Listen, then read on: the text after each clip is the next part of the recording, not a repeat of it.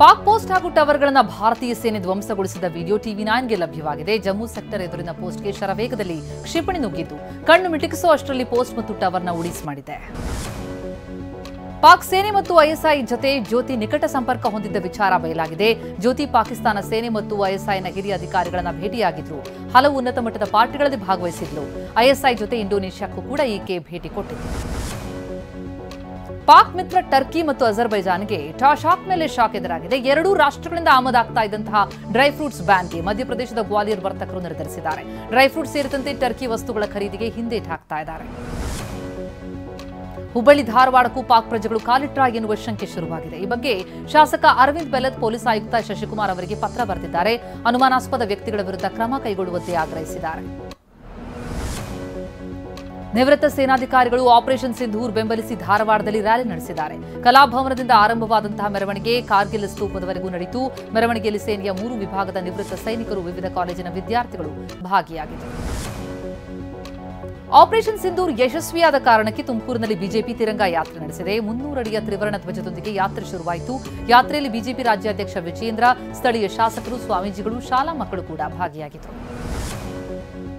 ಹವಾಮಾನ ವೈಪರೀತ್ಯದ ಕಾರಣಕ್ಕೆ ಸಿಎಂ ಸಿದ್ದರಾಮಯ್ಯ ಅವರ ಜಿಲ್ಲಾ ಪ್ರವಾಸ ರದ್ದಾಗಿದೆ. ಸಿಎಂ ಇವತ್ತು ಶಿವಮೊಗ್ಗ ಮತ್ತು ಚಿಕ್ಕಮಗಳೂರಿಗೆ ತೆರಳಬೇಕಿತ್ತು.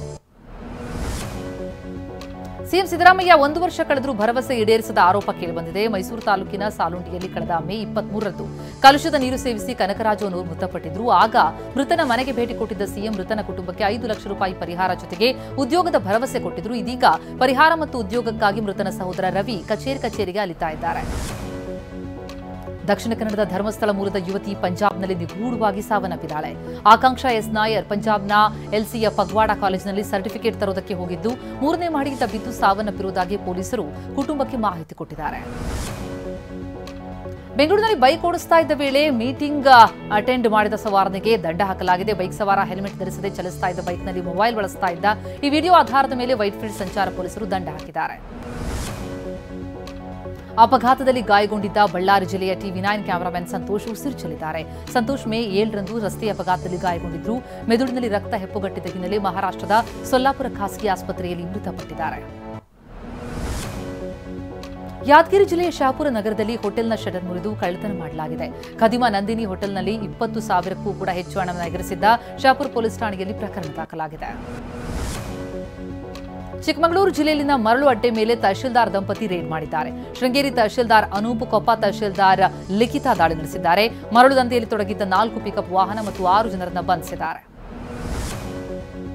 ಉಪಲೋಕಾಯುಕ್ತ ಬಿ ವೀರಪ್ಪ ಮಂಡ್ಯದ ಕೆಆರ್ಪೇಟೆ ರೌಂಡ್ಸ್ ಹಾಕಿದ್ರು. ಮಳೆಯಿಂದ ಅಧ್ವಾನಾಗಿರುವ ಕೆಎಸ್ಆರ್ಟಿಸಿ ಬಸ್ ನಿಲ್ದಾಣ ಕಂಡು ಅಧಿಕಾರಿಗಳನ್ನ ತರಾಟೆಗೆ ತೆಗೆದುಕೊಂಡು ನೀವು ಮನೆಯನ್ನು ಇದೇ ರೀತಿ ಇಟ್ಕೊಳ್ತೀರೇನ್ರಿ, ನೀವು ಮ್ಯಾನೇಜರ್ ಅಲ್ಲ ಡ್ಯಾಮೇಜರ್ ಅಂತ ಗರಂ ಆದ್ರು. ದಾವಣಗೆರೆಯಲ್ಲಿ ಬೆಂಬಲ ಬೆಲೆ ಕಾಯ್ದೆ ಜಾರಿ ಹಾಗೂ ಭತ್ತ ಖರೀದಿ ಕೇಂದ್ರ ಆರಂಭಿಸುವಂತೆ ಪ್ರತಿಭಟಿಸಲಾಗಿದೆ. ರೈತ ಸಂಘದ ಕಾರ್ಯಕರ್ತರು ಕೈದಾಳೆ ಕ್ರಾಸ್, ತೊಗಲೇರಿ ಸೇರಿದಂತೆ 6 ಕಡೆ ರಸ್ತೆ ತಡೆ ನಡೆಸಿದ್ದು, ಕೇಂದ್ರ ಸರ್ಕಾರ ಪ್ರತಿ ಕ್ವಿಂಟಲ್ ಭತ್ತಕ್ಕೆ 2,320 ರೂಪಾಯಿ ನಿಗದಿ ಮಾಡಬೇಕು, ರಾಜ್ಯ ಸರ್ಕಾರ 500 ರೂಪಾಯಿ ಗೌರವಧನ ಕೊಡಬೇಕು ಅಂತ ಆಗ್ರಹಿಸಿದ್ದಾರೆ.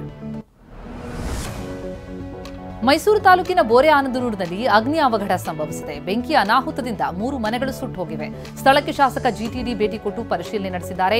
ಪ್ರತಿ ಕುಟುಂಬಕ್ಕೆ ವೈಯಕ್ತಿಕವಾಗಿ ತಲಾ 1 ಲಕ್ಷ ಪರಿಹಾರ ಘೋಷಿಸಿದ್ದಾರೆ.